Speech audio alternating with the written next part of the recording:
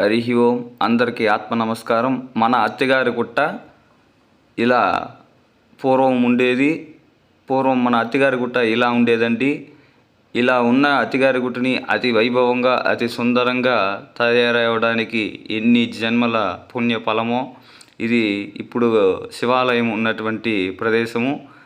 అప్పుడు ఈ మనకి ఆర్థిక ఇబ్బందితో పాటు సౌకర్యం లేకుండా పోయేసరికి కొద్దిగా చేసుకుంటూ ఇప్పుడు శాశ్వతంగా ఉండేలాగా దేవాలయాన్ని అయితే నిర్మాణం చేయుచున్నాము.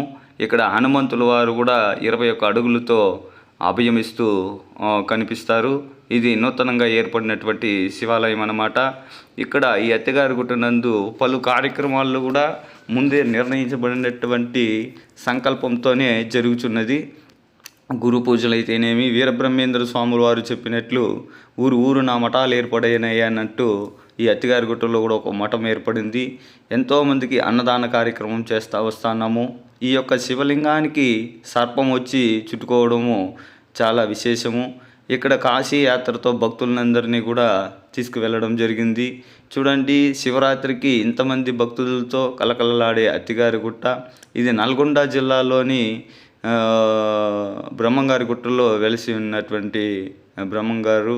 అదేవిధంగా భజన కార్యక్రమాలు, స్వామి అందంగా అలంకరణ, ఇలాగా అందంగా సుందరంగా మన బసవ ఈ విధంగా ఉండేది. చూడండి, కళ్యాణ మహోత్సవ కార్యక్రమములు ఎన్నెన్నో మంచి పనులన్నీ కూడా చేస్తూ కృషి చేస్తూ ఈ జన్మని సార్థకం చేసుకోవడానికి మనం చేస్తున్నటువంటి పని, మనకి తోడ్పడేటువంటి, మనకి సహాయము సహకారం అందించేవాళ్ళు. పూర్వము నేను ఇంటి దగ్గర నుండి చేసేటువంటి పూజ అండి ఇది. ఈ విధంగా ధ్యానాన్ని అందరికీ అందించాలి, జ్ఞానం అందరికీ అందించాలి అనేటువంటి జ్ఞాన జ్యోతిని ఇక్కడ వెలిగించి గురువుల యొక్క అనుమతితో మఠాన్ని స్థాపించి పలు కాలంగా సేవలు అందిస్తూ పలు కాలంగా మనం ఇక్కడ స్వామివారి సేవ చేస్తూ ఉన్నాము. తరచూ వచ్చేటువంటి నాగ సర్పం అండి మన అత్తగారి గుట్టలో. ఈ అత్తగారి గుట్ట ఎక్కడ ఉంది అని అంటే చిత్తూరు జిల్లా గుడిపాల మండలము 197 రామాపురం రైల్వే స్టేషన్కి ఎదురుగా ఉంటుంది. ఈ గుట్టలో పలు విధాలమైనటువంటి స్వామివారికి అలంకరణ.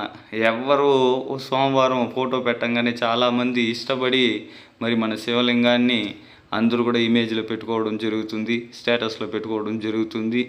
ఎంత అందంగా ఉంటుందంటే రాత్రి వేళల్లో చూస్తే స్వామివారు ఇంకా అందంగా కనిపిస్తారు. గురువులందరూ అనుమతితో గురు పట్టాభిషేకం చేయడం జరిగినది. తిరునామాలతో శ్రీ వెంకటేశ్వర స్వామివారి దర్శనమిస్తున్నారు. చూడండి, స్వామివారికి కళ్యాణ మహోత్సవ కార్యక్రమములు, ఇలా ఎన్నెన్నో మంచి కార్యక్రమాలు చేస్తున్నాం. మీరందరూ కూడా మంచి హృదయంతో ఈ వీడియోని వీక్షించి మన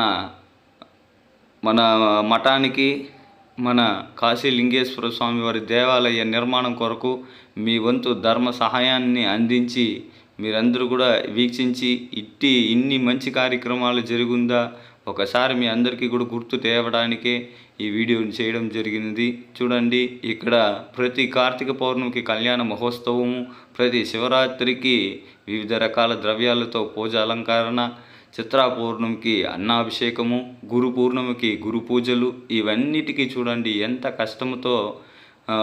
ఎందుకంటే ఎవరిని మనం పోయి అడుక్కోలేక మనము ఎంతో శ్రమపడి ప్రతి మాసము కూడా ప్రతి పౌర్ణమి పూజని చేస్తూ ప్రతి సోమవారం కూడా స్వామివారికి నిత్య రాహుకాల పూజ కార్యక్రమం జరుగుతున్నది ఈ స్థలంలో.